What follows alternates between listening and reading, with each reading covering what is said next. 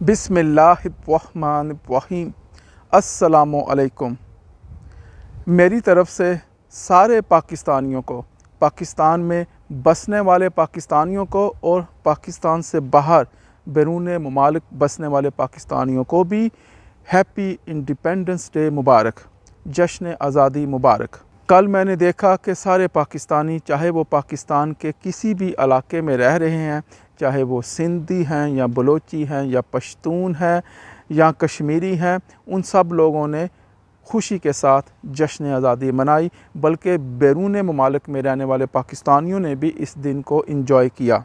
मैं इस खुशी के मौके पर ये भी दुआ करता हूँ अल्लाह ताला से कि वो हम सब पे, पाकिस्तानियों पर भी, चाहे उनका तअल्लुक़ किसी भी ग्रुप से है, किसी भी रीजन से है, चाहे वो पश्तून है, चाहे वो बलोच हैं, चाहे वो सिंधी हैं, चाहे वो पंजाबी हैं, चाहे वो कश्मीरी हैं, बल्कि जूनागढ़ और मनावदर के पाकिस्तानियों पर भी, इन सब पाकिस्तानियों पर अल्लाह ताला रहमत नाज़िल करे। मैं अल्लाह ताला से दुआ करता हूँ ना सिर्फ़ पाकिस्तान के अंदर बल्कि पाकिस्तान के बाहर सारी दुनिया में अमन भी आए, पीस भी आए। मैं अल्लाह ताला से दुआ करता हूँ कि अल्लाह ताला सारे इंसानों पे, चाहे वो किसी भी मज़हब से तअल्लुक़ रखते हैं, चाहे वो मुसलमान हैं, यहूदी हैं, ईसाई हैं, या जो भी उनका मज़हब है, उन सारे इंसानों पर, चाहे वो गोरे हैं, काले हैं, कोई भी, जो कुछ मर्ज़ी उनकी ज़ात पात है, सब इंसानों पर अल्लाह ताला अपनी रहमत नाज़िल करे और सब के लिए सक्सेस लेके आए और सब के लिए पीस लेके आए। अब मैं इस जगह पे फुल स्टॉप नहीं लगाऊंगा। बहुत ज़्यादा लोग जो इस जगह पे वो फुल स्टॉप लगा देते हैं। मैं इससे आगे बात करूंगा और मैं इससे आगे जो बात करूंगा वो मेरे ख़यालात नहीं होंगे, वो हकीकत होगी। और मैं कुछ इश्यूज़ को रेज़ करूंगा, कुछ क्वेश्चंस को रेज़ करूंगा। और मेरा पहला क्वेश्चन ये है कि हमने जश्न आज़ादी तो मनाई, लेकिन क्या हम वाक़ई आज़ाद हैं? आप लोगों का क्या ख़याल है? क्या हम वाक़ई आज़ाद कौम हैं? आप अपने ख़यालात का इज़हार इस वीडियो के नीचे यूट्यूब के चैनल में कमेंट सेक्शन में आप अपने ख़यालात का इज़हार करें, वहाँ कमेंट्स दें, वहाँ लिखें, वहाँ अपने दिल की भड़ास निकालें और मुझे बताएं कि आपके ख़्याल में क्या पाकिस्तान एक आज़ाद कौम है? क्या हम लोग आज़ाद हैं? अगर आप मुझसे पूछें तो ये हकीकत है, ये मेरे ख़यालात का इज़हार नहीं है, और ये हकीकत है कि हम जोग्राफ़ी तौर पे, हमारे पास एक हिस्सा तो है, जोग्राफ़ी तौर पे हमारे पास कुछ हद तक आज़ादी तो है, लेकिन एज़ ए कौम हम आज़ाद नहीं हैं। किसी भी कौम की आज़ादी के लिए बहुत सी चीज़ें हैं जो कंसिडर कर सकते हैं, बहुत सी चीज़ें हैं जिनमें हम आज़ाद नहीं हैं, लेकिन मैं कम से कम दो चीज़ों को आज रेज़ करना चाहता हूँ। नंबर एक, इकॉनमी। हम फाइनेंशियल तौर पे दूसरों के मोहताज हैं, हम दूसरी कौमों के मोहताज हैं, हम यूरोप के भी मोहताज हैं, हम चाइना के भी मोहताज हैं, हम यूनाइटेड नेशंस के भी मोहताज हैं, वर्ल्ड बैंक के भी मोहताज हैं। जिस कौम की या जिस शख्स की इंडिविजुअली तौर पे इकॉनमी स्ट्रॉन्ग नहीं होती, वो आज़ाद नहीं होता, वो स्लेव होता है। बहुत से काम हम लोग करते हैं इस वजह से कि हम फाइनेंशियली तौर पे स्ट्रॉन्ग नहीं हैं, हमारे फाइनेंशियल रिसोर्सेज हमारे पास एनफ नहीं है, बल्कि जो ग्लोबल इकोनॉमिक सिस्टम है उस पर हमारा कंट्रोल नहीं है। मैं आज आपको एक और हकीकत भी बताता चलूँ कि मौजूदा जो ग्लोबल इकोनॉमिक सिस्टम है, जो कि पूरी दुनिया में राइज है, जिसको हम यूज़ करते हैं, वो उसके अंदर रहते हुए आप आज़ाद रह ही नहीं सकते। ये जो ग्लोबल इकोनॉमिक सिस्टम है, ये इस तरह डिज़ाइन किया हुआ है, इसमें ये बिल्ट इन डिज़ाइन चीज़ है कि इसमें जो मेजॉरिटी है वो हमेशा ग़ुलाम ही रहेगी, और जो चंद लोग हैं, जो इसके पॉलिसी मेकर्स है, इस सिस्टम के बनाने वाले हैं, वो इसमें तरक्की करेंगे, उनके हाथ में सारी दुनिया की वेल्थ होगी। ये बिल्ट इन है ग्लोबल इकोनॉमिक सिस्टम्स के। जैसे हम कहते हैं सिक्योरिटी की फील्ड में सिक्योरिटी बाय डिज़ाइन, इसी तरह ये जो ग्लोबल इकोनॉमिक सिस्टम है, जो कि पाकिस्तान में भी राइज है, जो कि स्वीडन में भी राइज है, जो कि पूरी दुनिया में राइज है, इस सिस्टम के तहत मेजॉरिटी जो है वो हमेशा ग़ुलाम ही रहेगी, महकूम ही रहेगी। तो इसमें हम लोग जो स्वीडन में रहते हैं, स्वीडिश लोग भी हैं, वो भी बेसिकली बहुत सी चीज़ों में ग़ुलाम है। फ़ाइनेंशियली तौर पे बहुत से लोग यहाँ भी ग़ुलाम हैं, लेकिन पाकिस्तान तो बहुत ही ज़्यादा ग़ुलाम है। मैं बाद में आपको बताऊँगा कि हम फ़ाइनेंशियली तौर पे आज़ाद कैसे हो सकते हैं। और एक और चीज़ जो मैं मेंशन करना चाहता हूँ वो है ज़हनी ग़ुलामी।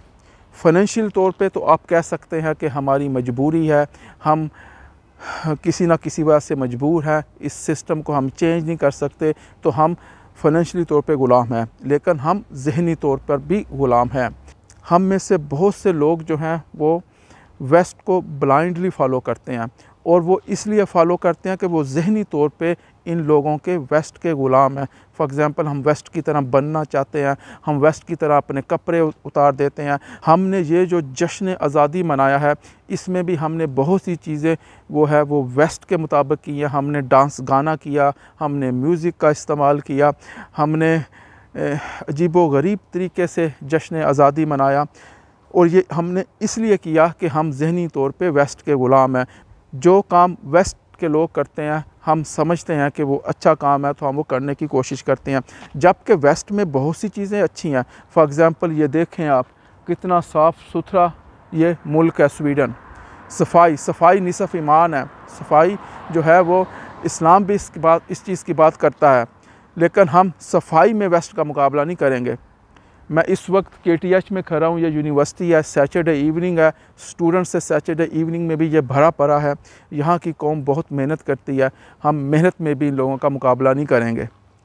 इसके अलावा एक और चीज़ जो बहुत इम्पोर्टेंट है, फॉर एग्ज़ाम्पल झूठ बोलना। ये कौम जो है, वेस्ट की कौम, ये बहुत कम झूठ बोलती है। झूठ ये भी लोग बोलते हैं, लेकिन कम बोलते हैं, और हम इनमें भी इनका मुकाबला नहीं करेंगे।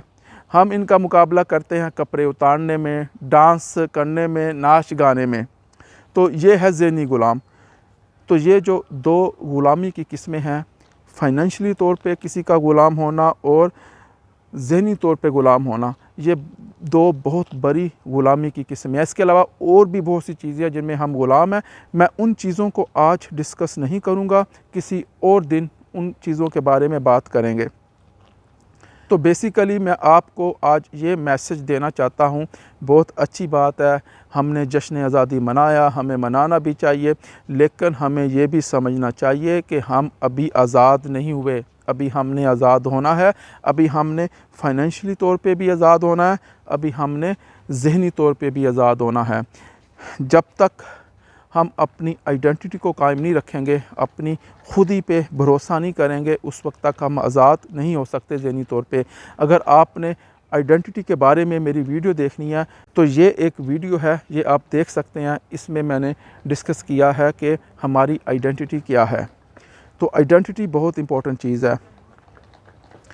मैं यहाँ ये भी आपको बताना चाहता हूँ कि हमारा जो प्राइम मिनिस्टर है इमरान ख़ान, उसको किसी हद तक समझ आ चुका है कि हम क्यों ग़ुलाम हैं, और वो कोशिश कर रहा है कि हमें ग़ुलामी से निजात मिले। और वो अपनी तकरीरों में अक्सर दो आयतों का इस्तेमाल करता है। एक उसमें से आयत है, इय्याका नाअबुदु व इय्याका नस्तईन। ए अल्लाह, मैं तेरी ही इबादत करता हूँ और तुझ से ही मदद मांगता हूँ। तो अगर हम ग़ुलामी से निजात चाहते हैं, तो हमें इस आयत को ना सिर्फ समझना होगा, इस पे अमल भी करना होगा। हमें यूनाइटेड नेशंस की ग़ुलामी नहीं करनी, हमने IMF की ग़ुलामी नहीं करनी, हमने वेस्ट की ग़ुलामी नहीं करनी, हमने अल्लाह की इबादत करनी है और अल्लाह से मांगना है। और इमरान ख़ान ये बात वैसे नहीं कहता, उसको अंडरस्टैंडिंग है इस चीज़ की, इसलिए ये बात करता है। एक और बात जो मैं करना चाहता हूँ कि सीधे रास्ते पे चलना। ये जो सीधे रास्ते पे चलना है, ये भी हमने छोड़ दिया है। अगर हम फ़ाइनेंशियल ग़ुलामी से और ज़हनी ग़ुलामी से आज़ादी चाहते हैं, और इसके अलावा बाकी भी सारी ग़ुलामियों से आज़ादी चाहते हैं, तो इसका एक ही तरीका है कि हम दीन इस्लाम को फ़ॉलो करें। आजकल पाकिस्तान में बहुत डिस्कस हो रहा है कि पाकिस्तान बना था दीन इस्लाम के लिए नहीं, पाकिस्तान बना था जो बड़े सग़ीर में रहने वाले मुसलमान हैं उनको अच्छी जॉब्स मिल सके, उनका अच्छा बिज़नेस हो सके, उनको तरक्की मिल सके। तो मैं ये आपको बताता चलूँ, ये एक हकीकत है, ये भी मेरी थ्योरी नहीं है, कि अगर पाकिस्तान ना बनता तो बड़े सग़ीर के मुसलमान एज़ ए होल ज़्यादा खुशहाल होते। अभी तो पाकिस्तानी खुशहाल हैं और इंडिया में मुसलमानों को प्रॉब्लम हो रही है, कश्मीर के मुसलमानों को प्रॉब्लम हो रही है। लेकिन अगर इंडिया डिवाइड ना होता तो ये सारे मुसलमानों की स्ट्रेंथ स्ट्रॉन्ग होती, ये एक हकीकत है। तो पाकिस्तान इसलिए नहीं बनाया गया था कि जो बड़े सगीर में रहने वाले मुसलमान हैं उनको अच्छी जॉब्स मिलें। पाकिस्तान इसलिए बनाया गया था कि दुनिया को हम एक इस्लामी रियासत का मॉडल दे सकें, शरिया नाफज कर सकें, एक मॉडल इस्लामिक स्टेट बना सकें। मैं पाकिस्तान का शहरी नहीं हूँ, मैं इस्लामिक रिपब्लिक ऑफ पाकिस्तान का शहरी हूँ और पाकिस्तान इसी मकसद के लिए बनाया गया था। तो अगर आप आज़ादी चाहते हैं सही मानों में तो आप दीन इस्लाम को फॉलो करें। दीन इस्लाम ही आप लोगों को आज़ादी दे सकता है और कोई चीज़ आज़ादी नहीं दे सकती। नाचने से, गाने से, डांस करने से, कपड़े उतारने से, शराब पीने से, इन चीज़ों से आज़ादी नहीं मिलती। इन चीज़ों से आप मज़ीद ग़ुलाम बनेंगे। तो मेरा मैसेज आप लोगों को यही है कि आप अगर दीन इस्लाम को फॉलो करेंगे तो आप हर किस्म की ग़ुलामी से निजात हासिल कर सकते हैं। आप फाइनेंशियली तौर पर भी स्ट्रॉन्ग हो सकते हैं, क्योंकि अगर आप दीन इस्लाम को फॉलो करेंगे तो आपको मौजूदा जो ग्लोबल इकोनॉमिक सिस्टम है इसको आपको छोड़ना पड़ेगा। आपको एक इस्लामिक बेस्ड जो इकोनॉमिक मॉडल है उसको इम्प्लीमेंट करना पड़ेगा, उसमें इनोवेशन लानी पड़ेगी, नया इकोनॉमिक सिस्टम बनाना पड़ेगा। और ये आसानी के साथ नहीं मिलेगा। दुनिया में फ्री लंच नहीं मिलता, इसके लिए जद्दोजहद करनी पड़ेगी, पसीना बहाना पड़ेगा, स्ट्रगल करनी पड़ेगी, सैंक्शंस बर्दाश्त करनी पड़ेंगी, भूख प्यास बर्दाश्त करनी पड़ेगी, क्योंकि दुनिया में कोई भी चीज़ बग़ैर मेहनत के नहीं मिलती। और ये आप लोगों ने स्वीडन से सीखा ही होगा कि स्वीडन में भी कोई चीज़ बग़ैर मेहनत के नहीं मिलती, आपको यहाँ भी मेहनत करनी पड़ती है। बहुत से पाकिस्तानी जो पाकिस्तान में मेहनत नहीं करते वो स्वीडन में आके बहुत ज़्यादा मेहनत करते हैं। पाकिस्तान में जो पानी का गिलास भी खुद उठा के नहीं पीते, यहाँ वो टॉयलेट भी साफ़ करते हैं। तो मेहनत के बगैर कुछ नहीं मिल सकता, मेहनत करनी पड़ेगी। और अगर आप दीन इस्लाम को फॉलो करेंगे तो बज़ाते ख़ुद ये एक बहुत मेहनत तलब काम है, लेकिन ये आपको आज़ादी दे सकता है। फाइनेंशियली तौर पे भी आज़ादी दे सकता है, क्योंकि जैसा कि मैंने एक्सप्लेन किया कि अगर आप स्टडी करें जो करंट ग्लोबल इकोनॉमिक मॉडल है, इसको आप स्टडी करें, ये कोई रॉकेट साइंस नहीं है। आप रिसर्च करें स्वीडन में कि जो स्वीडन की करेंसी है क्रोना, ये कैसे बनती है, कैसे प्रिंट होती है, कैसे ये एग्जिस्ट आती है। पाकिस्तानी करेंसी रुपीज़ के बारे में आप रिसर्च करें, अमेरिकन करेंसी यूएसडी के बारे में आप रिसर्च करें, दुनिया के ग्लोबल इकोनॉमिक मॉडल को समझें। इसमें कोई रॉकेट साइंस नहीं है। आप लोग समझ जाएंगे कि ये इकोनॉमिक मॉडल इस तरह डिज़ाइन किया गया है कि इसमें मेजॉरिटी को हमेशा नुकसान ही रहेगा, मेजॉरिटी लोग इसमें हमेशा ग़ुलाम ही रहेंगे। और ये हकीकत है, ये कोई थ्योरी नहीं मैं एक्सप्लेन कर रहा, ये अगर आप स्टडी करेंगे आपको भी समझ आ जाएगी। ये इकोनॉमिक सिस्टम जो है इसमें ये बिल्ट इन है, इसके जो फंडामेंटल्स में शामिल है कि इस सिस्टम के तहत दुनिया में जो है वो ग्लोबल सतह पे सारी दुनिया इकट्ठी तरक्की कर ही नहीं सकती। इसमें सारी दुनिया में इक्वल लेवल पे जो है वो वेल्थ की डिस्ट्रीब्यूशन हो ही नहीं सकती। इसमें बाज़ लोग बहुत ज़्यादा ग़ुलाम ही रहेंगे और बाज़ लोग बहुत ज़्यादा तरक्की करेंगे। ये इस सिस्टम के फंडामेंटल्स में शामिल है। तो इस सिस्टम में रहते हुए हम लोग हमेशा ग़ुलाम ही रहेंगे। We need to understand the mumbo-jumbo of the so-called debt ceiling. It's all based on a huge paradox. There was interest due on that bond, and there was interest due on every one of those loans that the banks made. That means that there is interest due on every dollar in existence. Let me ask you something. If you borrow the very first dollar into existence, and that's the only dollar that exists on the planet, but you promise to pay it back plus another dollar's worth of interest, where do you get the second dollar to pay the interest? The answer is that you have to borrow that one into existence and promise to pay it back with interest as well. So now there are $2 in existence, but you owe $4, and so on and so on. The result is there's never enough currency to pay the debt. There is always more debt in the system than there is currency in existence to pay the debt. Therefore, the whole system is impossible. It is finite. It will come to an end one day. What would happen if the government stopped borrowing to do deficit spending? Are the payments on those treasury bonds going to stop? What would happen if the public stopped borrowing and going deeper into debt? Are your house and car payments going to stop? No. There is a payment due every month on the principal plus the interest on every dollar in existence, and those payments do not stop. If we stop borrowing, then no new currency is created to replace the currency that we used to make those payments. Whether you're making a payment on a loan or paying tax to make a payment on a bond, the portion of the payment that goes to pay off the principal extinguishes that portion of the debt. But the debt also extinguishes the currency. Currency and debt are like matter and antimatter. When they meet, they annihilate each other. If we just pay off the principal only on all the loans and bonds that exist, the entire currency supply just vanishes. So if we don't go deeper into debt every year, look what happens. The whole thing goes into a deflationary collapse under the weight of those payments. Politicians and pundits alike talk about balancing the budget, paying down the debt, and living within our means. और अगर आप दीन इस्लाम को follow करेंगे तो आपको ज़हनी ग़ुलामी से भी निजात मिल जाएगी। आप अपनी जहन की जो बाउंड्रीज़ हैं उनसे भी निकल आएंगे। आप अपने आप पे फ़ख्र महसूस करेंगे। आपको ज़हनी तौर पे दूसरों का ग़ुलाम बनने की कोई ज़रूरत महसूस नहीं होगी। आप उनको बिला वजह फ़ॉलो नहीं करेंगे। तो आज के लिए बेसिकली यही मैं मैसेजेस आपको देना चाहता हूँ कि आपको चाहिए कि कोशिश करें कि आप ज़हनी ग़ुलामी से भी निजात हासिल करें और फाइनेंशियल ग़ुलामी से भी निजात हासिल करें। और ये काम आप सिर्फ़ तब भी कर सकते हैं जब आप दीन इस्लाम को फ़ॉलो करें।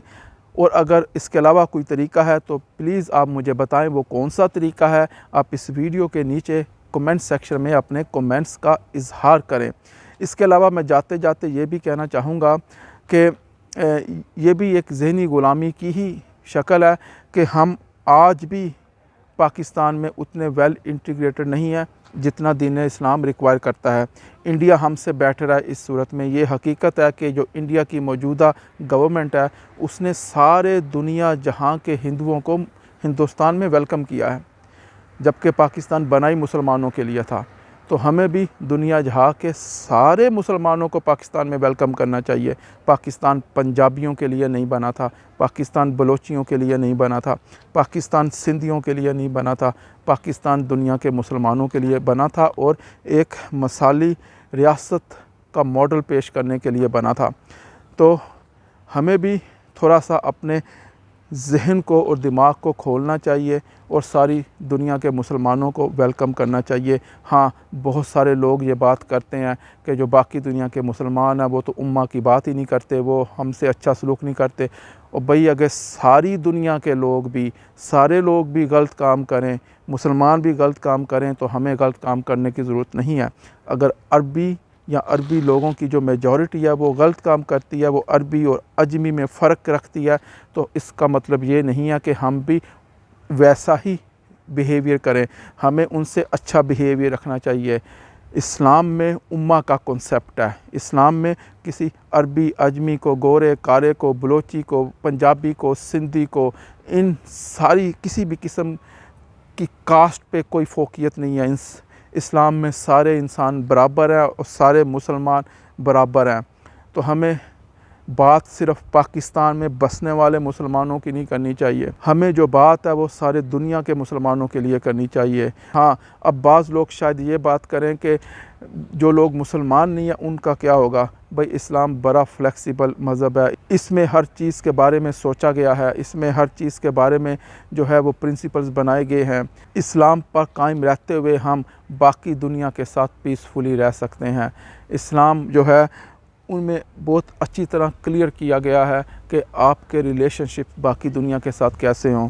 तो जब मैं मुसलमानों की बात करता हूँ इसका हरगज़ ये मतलब नहीं है और कोई इसका ये हरगज़ मतलब ना ले कि मैं नॉन मुसलमानों को डिग्रेड कर रहा हूँ, बल्कि मैंने शुरू में दुआ ही ये की है कि अल्लाह ताला इस खुशी के मौके पे सारे बनी नौ इंसान पे, चाहे उनका ताल्लुक़ किसी भी ज़ात पात से है, किसी भी मज़हब से है, सब पर अल्लाह ताला अपनी रहमतें नाज़िल करे और सब के लिए अल्लाह ताला पीस का बंदोबस्त करे, सबको अल्लाह ताला तरक्की दे। तो आज के लिए मैं इतना ही कहूँगा। मुझे इजाज़त दीजिए। अल्लाह हाफिज़।